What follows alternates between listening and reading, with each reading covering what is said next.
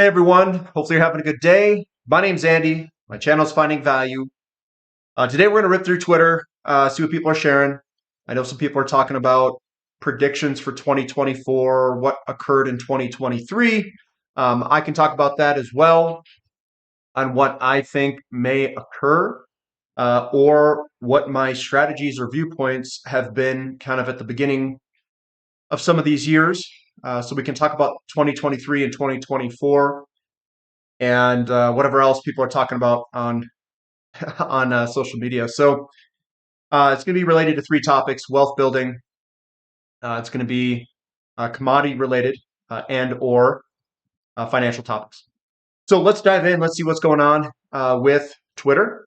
We've got again. If you want to follow me at finding_finance, and if you want to join our community where we talk about all of these things, finding-value.com. Holidays is a discount coupon code if you're interested.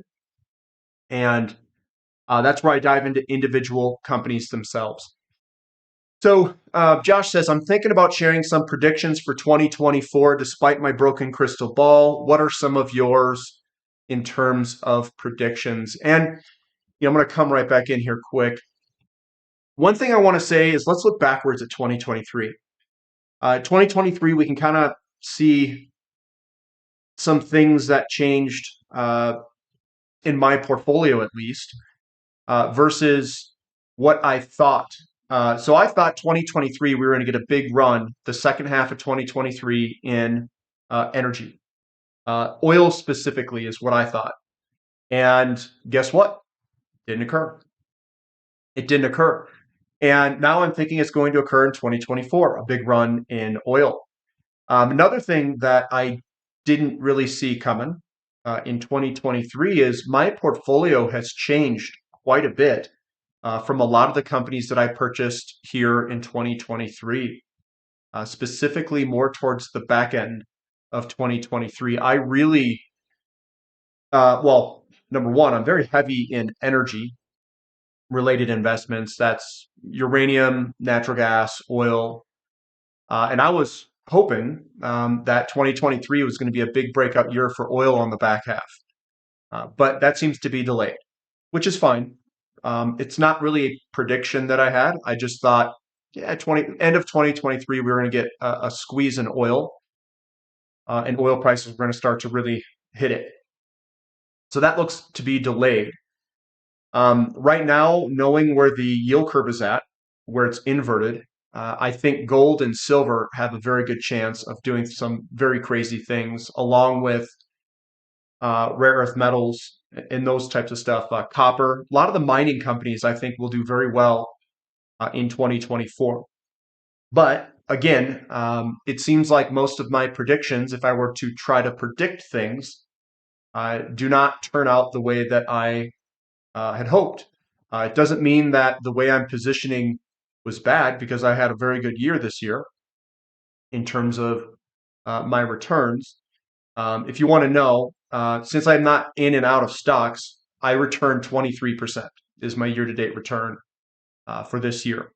A lot of that has been held up by some of these energy service companies that have done very well, and some that are recent additions, which are more in the precious metals camps.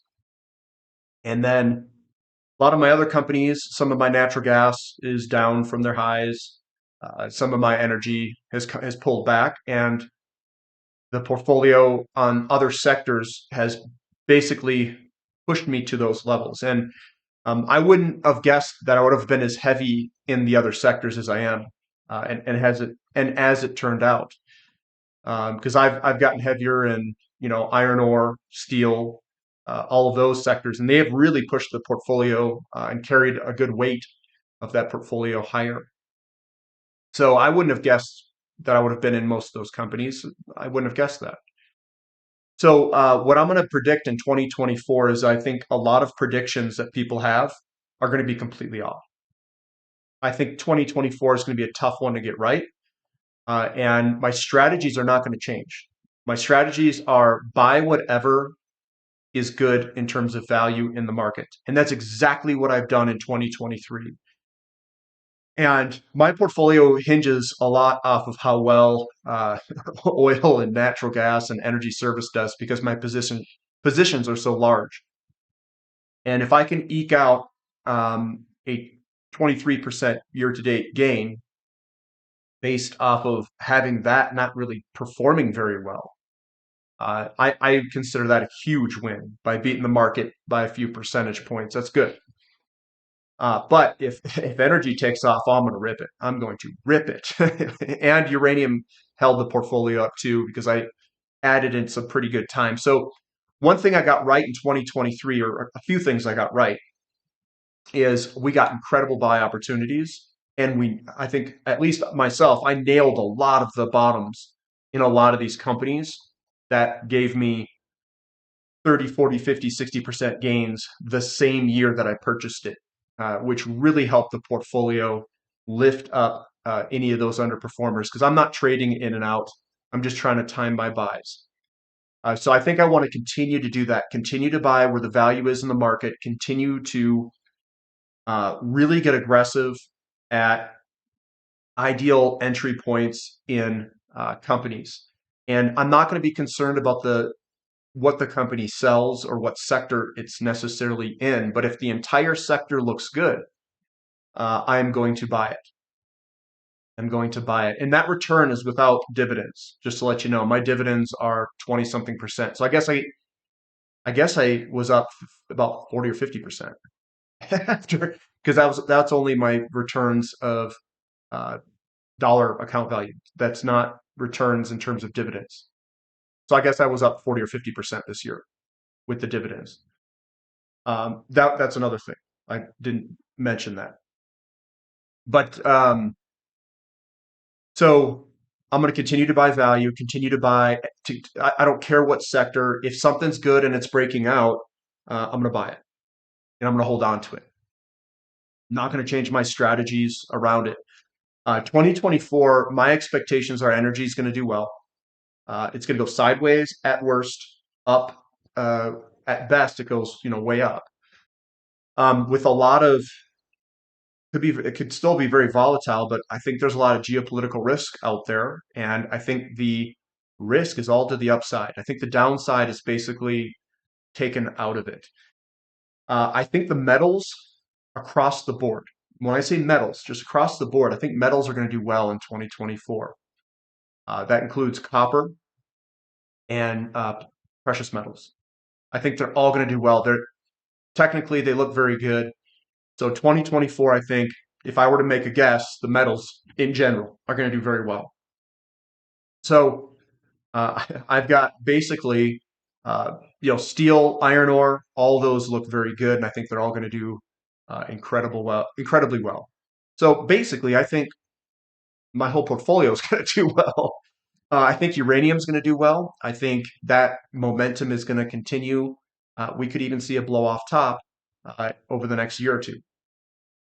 And hopefully the equities start to really take off and start to play in this. So I'm entering 2024 quite optimistic with what's in my portfolio. I would have thought 2023 would have been a little bit better, but I ended up pretty well with the strategies that I deployed. And I think 2024 will be, I think, hopefully higher than 2023, a better return. So that's what I've got there in terms of my outlook and maybe predictions for 2024. I really want to watch the S&P 500 and Nasdaq. It's got some weird patterns. Are we going to get a double top? I don't know. If we get a double top and it turns, that could weigh down some of the sectors. But the strategy here is buy what's undervalued, buy what's cheap, and I think commodities are incredibly cheap. So I think that I'm going to stick with that outlook and stick with that strategy and just be optimistic. And we'll see where 2024 brings us. And, another thing I'll say is I'm pretty bad at making predictions. I can't even predict in my own life what job I'd have a few years out, and that's basically in my control. So I kind of, looking backwards and even using things that I had more control over, I really was not very good predicting what would happen. And what I do is I just go to where I think the best fit is, and I can't predict where the best fit is because the manager is a big deal and all that stuff. So my jobs have changed not so much recently, but like over the years, I couldn't every 5-year outlook I tried to do, nothing worked out the way that I thought it would. So I couldn't even predict very well over things that I had way more control over versus, say, the market. So what I I called myself water. Um, Water is something that you've got the bonds that it's got, the forces, dipole-dipole forces that kind of like get it to stick together, but it just takes the path of least resistance. That's kind of what I did in work, kind of how it all worked out. So predictions, I navigate the markets very much like I navigate some of the stuff like at work. I wouldn't force anything. I'm not here to try to force my way into a position that I don't necessarily like because I like the title. Um, I'm not going to force my way into a sector that's not ready. I'm not going to do anything where uh, if the opportunity isn't there, I don't try to force it. So in the market, much like I kind of run my life, I would say, is if the opportunity is there, I'm going to pick it up and take it. As long as the value is present. Over this past year, one thing I have changed strategy wise is I'm taking a lot less positions in very risky speculative stocks. I've been preferring companies where they have cash flow, they've got infrastructure, they're paying dividends. My risk has really dropped, and I think hopefully that strategy is going to uh, be very good. I have much larger dividends in the portfolio, and that's making up a good chunk of my returns. So I was up 22% year to date in terms of the growth of the stock in terms of price. But I also, in terms of dividends, got massive dividends this year. Probably my average dividend for the portfolio, it's probably something like 15% or more. So you can add that into the returns as well, which is good. So that's what I'm going to do for 2024. Continue to look for opportunities regardless of sector. Look for big dividend paying, big cash flow, good infrastructure positions, and keep that strategy that I adopted in 2023, which is push risk low, get big fat upside, asymmetric bets, doesn't matter the sector, and really start to push those positions and put larger positions, more concentrated positions on. So that's what I'm going to do in 2024 in terms of strategies. Gary says, I've seen folks claim that we don't want to live in a world where gold is $5,000 or $10,000 an ounce. It would imply that we've entered a dystopian inflationary nightmare. This is somewhat flawed thinking. Bitcoin went to 70,000. Did that mean everything else had to be at insane levels? Of course not. Bubbles aren't created by fundamentals. When an asset goes up long enough and high enough, or high enough quick enough, Tom, Dick, and Jane start to take notice. People see their neighbors and coworkers getting rich and they want to get rich too. So they start buying. More and more people jump on the bandwagon as price continues to rise. But this has nothing to do with fundamentals. It has to do with human emotions, the desire to get rich quick. So no, it doesn't take hyperinflation for gold and silver to become a bubble. It just first requires gold to break above the 2100 and then start to make some large gains quickly, just enough to convince the average person that this is the ticket to fame and fortune. Yeah, I agree. So here's some people were talking about this. They were messaging me. It says Bitcoin energy backed, Treasury notes until 1971, gold backed. Everything else is just a crap coin. I'm going to say Bitcoin is not energy backed. I hate to tell you. Bitcoin is, it's just created by humans. And humans created this thing and they put in there a mathematical equation, so to speak, and energy was required to solve that equation to get a Bitcoin. Um, all I'm going to say is Bitcoin is created by humans. The design is by humans. Anything designed by humans has basically gone to zero. It's rusted away. The design has become uh, obsolete. And with the progress of humans, I have a feeling that Bitcoin eventually will become obsolete. Anything that humans have designed has either eroded over time by the elements of earth and wind and the sun, or the design has become obsolete. And I think Bitcoin's going to go the same way. It's not energy backed. So I think a lot of people are very positive on Bitcoin, but I don't think it will last the test of time. It was designed by humans, and there are flaws in the design, and things will erode it away. Whether it be supercomputers or something that can hack it in 2 seconds, whatever it is. Treasury notes until 1971, gold backed. I mean, that was all also created and done by humans. We backed our currency by gold to enforce a a limit to how much we can print, and that went away as well. Humans found a way around it, and now we're just blowing up how much we print. The currency will eventually go to zero. And I think every currency that humans create will go to zero if there's, they're just claim checks on gold. At least that's what they used to be. And now it's a claim check to nothing. It's just a piece of paper. So I think eventually anything created by humans will go to zero, uh, just because of the design of the system that humans had created.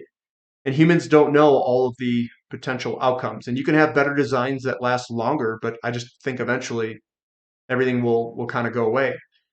Gold and silver and all these other things are great for investments because it's not that they are used as forms of money per se, but we had nothing to do in the design of it. It is an element that we found to be good that Earth has provided. And silver has so much utility to humans that I think that is where the value is. It's the ability to provide utility to humans and to the world, and then to also at the same time be scarce. Will a supercomputer break silver? No, it's not going to break anything. There's no design to it. It's an element. So that's my take on it. Back in March of 2022, I imagined the lower probability roadmap for $400 uranium. Price was $58. Now it's above 90. As time moves on, it can increase in probability as long as the price trends upwards. Um, so got my hand on, so this is the uranium log chart here. Let me move it in a little bit. The one thing that I noticed here, you've got this line going across. You can see that we came up, bounced off of it, came underneath it, and then used it as resistance, and then we fell. This is that lead-in pattern of a double bottom. We double bottomed. The right hand side of the double bottom was in 2001 for uranium. We had a big run. We broke out of the double bottom, and this didn't pull back. It just kept running. Went all the way up to the top of this at about 140 something dollars. Then we went into another consolidation all the way down, and we had a little basing pattern here. So you take the bottom here, just like you did over here. It's the same, very similar pattern. We've broken out of that basing pattern to the upside, which occurred, maybe it was around 40-ish dollars. And now we've been running higher. And if we get a gigantic move on up, you can take the tops of this run it across, and maybe we get to $440 or something like that per pound. It says, what about $400 a pound of yellow cake? Question mark. That very well could be the case, and it could go past that. We could blow right past that, depending on how tight the market gets and if people panic. It's a big question if people panic, and I don't know, but someone's probably like, well, what's the prediction of uranium in 2024? I have no idea, guys. My prediction is just higher. It's going higher. I don't know where it's ultimately going to end up. I don't think anyone's going to know that. So we've got the momentum behind it, and I think it's got a good long way to go on higher. Now, here's something I thought was real interesting. Do stocks really go up? Question mark. And I made an entire clip about the S&P 500 not keeping pace with inflation. So what this is here is this is the S&P composite and adjusted S&P composite. So this is the S&P nominal, and this is the adjusted composite index in relationship to the M2 money supply. It says, we find it interesting to see that the real S&P price has never taken out the 1929 high when one adjusts the S&P by the growth of the M2 money supply. And what that means is that the M2 money supply and money being created, that would ultimately be your limit of how much the S&P could go up if all of the money went into the S&P 500, but it doesn't. So you also have the velocity of money going through the system, creating value. So what I see here is the S&P 500 doesn't keep pace with the M2 money supply. And M2 money supply is what's generating inflation in the system. If inflation in the M2 money supply, well, it's M2 money supply times velocity creates inflation, and the S&P can't keep up with M2 money supply alone. That is if you were to assume that you have constant velocity. What you're doing is you're losing purchasing power. And not only that, if you were to rip out all the taxes that you have to pay, you still are not keeping pace with M2 money supply or inflation in the system. They're cheating it. They're cheating the inflation rate. They're just hedonically and substitutionally adjusting it lower. So keep that in mind. Ryan says, great chart. For much of we've heard emerging markets is cheap, so expect gains. Valuation matter, but they aren't at the end all be all either. And this is your MSCI All World Index, excluding US versus the S&P 500 relative strength past 20 years. One thing I wanted to talk about here is in a recovery phase of real estate, the US does well because stocks like low inflation with low interest rates. And that occurred from about 2009 onward. We had that crash in 08, and then from 08, 09 onward, we had an outperformance of US stocks because of the conditions that were created in the environment from a recovery phase of real estate. In my opinion, that is changing, and this is all going to reverse, where emerging markets are going to do better. And it's going to deal with the DXY going down. It doesn't mean that the DXY will go down immediately. It's been going down a little bit, and there's going to be counter trend moves. But I think in 2024, emerging markets will start to outperform because the dollar will drop eventually. And I think that will be the start in 2024 sometime. Will a ramp up of U.S. government debt to GDP cause the dollar to lose even more purchasing power, sending commodities higher over the long term? Look at the projections here, guys. So we're a little over 100% in U.S. debt to GDP. I don't know why it says 98. Maybe it's a little bit older. But look at the projections. They're just all higher. Social Security payment, 132%, 181 CBO baseline, 250 is the average revenue and discretionary spending when that's added in. And then CBO baseline with 250 basis points, 300%. This is going to drive inflation, I think, as long as it's coming through fiscal spending. To anyone who felt policy has been restrictive, here's a bit of Christmas magic for you. Home prices next year will probably be up 5 to 7% if the 10-year holds in this area.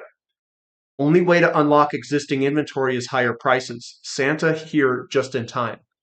The median sales price for homes rose by 4.2% year over year in the 4 weeks ending 12/17, the largest increase since October of 2022. And there we are starting to diverge from the red line.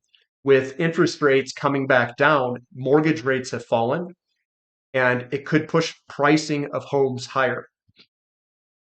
So that's something to watch for.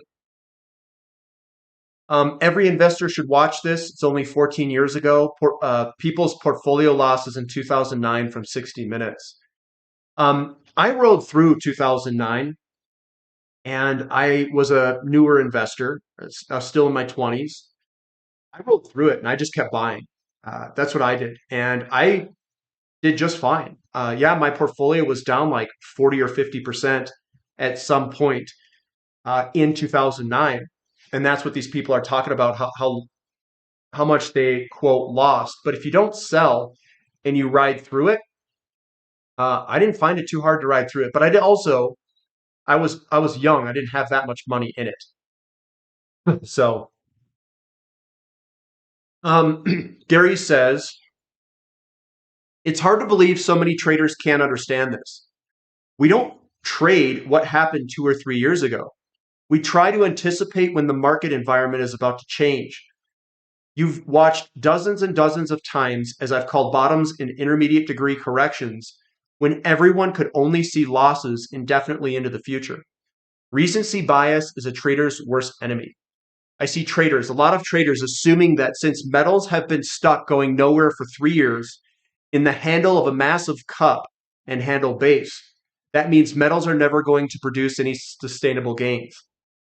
They said the same thing about silver back in 2010. Silver has been stuck below $20 for 30 years.